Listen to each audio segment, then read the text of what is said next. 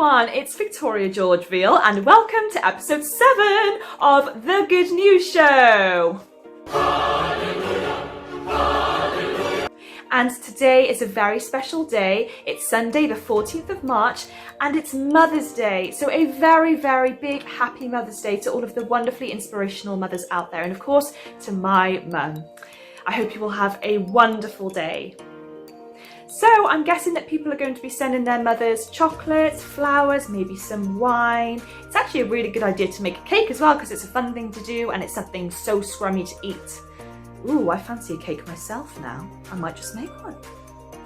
Let's bake a cake for me and you. And I thought I would pop some really delicious pictures of Mother's Day cakes on the screen for you right now. They look amazing, don't they? I have to say, I don't think my culinary skills are quite as high standard as this, but it's worth a try, isn't it? I also have a really lovely poem to read out to mothers out there, and it's called Happy Mother's Day. Mum, you're a wonderful mother, so gentle yet so strong. The many ways you show you care always make me feel I belong. You're patient when I'm foolish, you give guidance when I ask. It seems you can do most anything, you're the master of every task. You're a dependable source of comfort, you're my cushion when I fall. You help in times of trouble, you support me whenever I call. I love you more than you know, you have my total respect. If I had my choice of mothers, you'd be the one I'd select. Happy Mother's Day. Isn't that lovely? And I actually also have something which is quite incredible actually.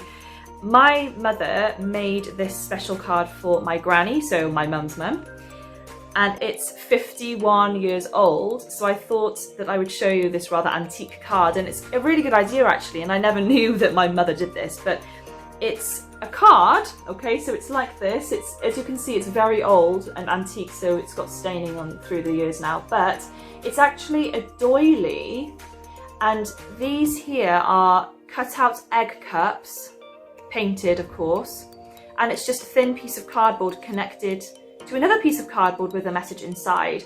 So it's just egg cups cut out and a doily, and I think it's the most lovely idea, and it actually looks really pretty. So I just wanted to show that to you.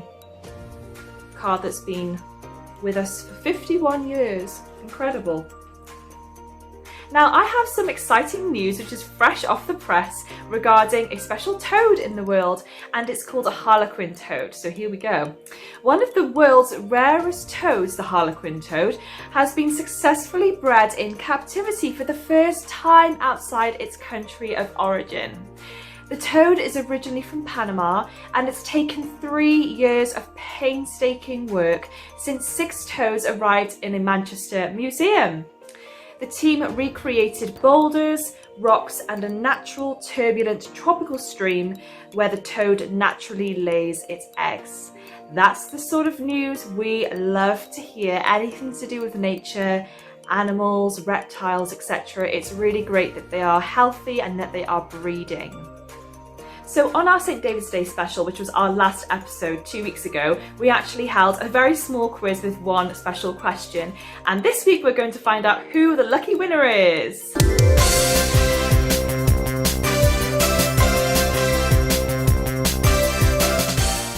Always love that moment. So the question from last episode was, a direct line relation of mine was the instigator for wearing the national flower of Wales, which is the daffodil, on St. David's Day. Who is this person? And the correct answer was the Prime Minister David Lloyd George. And the lucky man who seems very, very keen actually with these quizzes is Mark Taylor from America again. So congratulations, Mark. You are very keen and you are very fast. You are the first person to send in all of the questions before anybody else. So well done, Mark. He is one to beat everybody. And speaking of relations and family, I actually found out my ancestry. I did a DNA test and I found out a little bit more about myself, and it's really interesting and I wanted to share it with you guys. So I found out that I am 48% Welsh.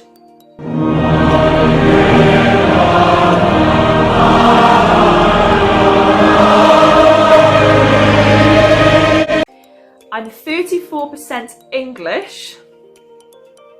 And I'm 12% Scottish, funnily enough.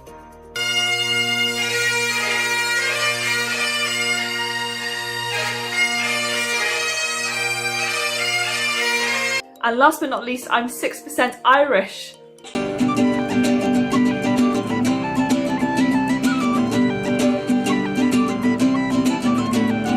So that's really interesting for me, and I'm really happy that I did that DNA test, and it's just on ancestry.com, so it's worth a try, everyone. So as it's Mother's Day today, I have received 1 or 2 special messages from the public. And the first message is from a lady called Molly, and Molly sends Mother's Day love all the way from Brittany in France to her mum Penny in Cornwall. They haven't been able to see each other for 18 months due to the pandemic, so when you do see each other again, hopefully soon one day, it will be an incredible feeling and moment, won't it? I also have a message from a lady called Connie in the UK, and she would like to send a message to just the general public, which I think is really lovely. Connie says, I have not yet found a shop that sells mothers. Appreciate mothers, love mothers, and give mamas their deserved place.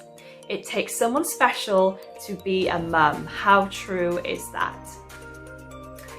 And there is also a lady in the UK as well called Natasha Streetfield. Now she is actually creating a special Mother's Day video, which is a compilation of different pictures of mothers and daughters together. And I think it's a really lovely humanitarian piece of work. And it just shows that people are doing lovely things out there, and they're showing how special their mothers are to them. So this is just a very short clip of her video that she has made. Happy Mother's Day, everyone!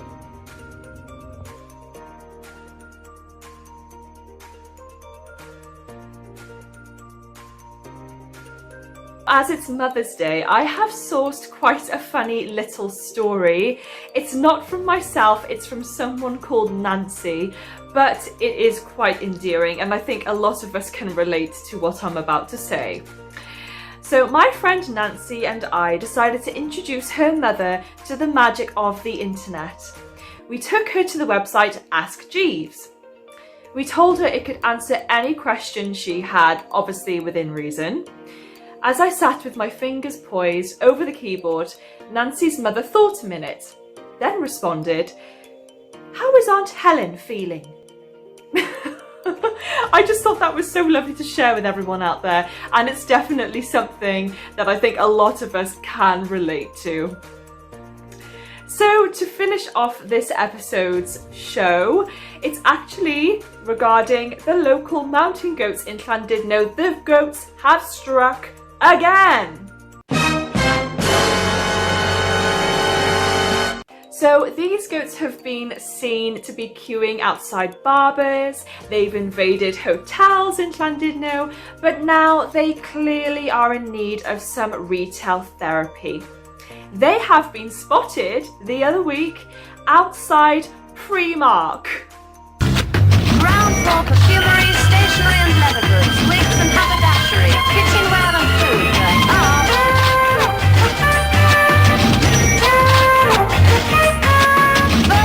So maybe the mountain goats of Llandudno were actually thinking of buying a present for the mother goat for Mother's Day. Oh, sorry goats, but you know, Primark is going to be shut for quite some time because we're still in lockdown. So out of luck there. I hope the sun shines down on you this week. Please do continue to send in your good news to the social links on the screen now and in the description box below. Remember, next week, it could be you. Bye bye.